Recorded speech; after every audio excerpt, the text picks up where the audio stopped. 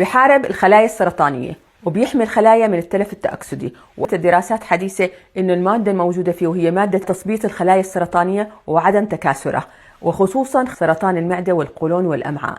عم نحكي على الكمون الموجود بخزانتنا وببيتنا، وبكل بيت موجود هي المادة. بل لازم تعرفوا إنه هي المادة بترفع من جهاز المناعة وبتقلل من الالتهابات وبتحارب الخلايا السرطانية. يعني كاسة كمون بشكل يومي نشربها راح تحمي الخلايا عنا وراح ترفع عنا جهاز المناعة وتخفف عنا الالتهابات.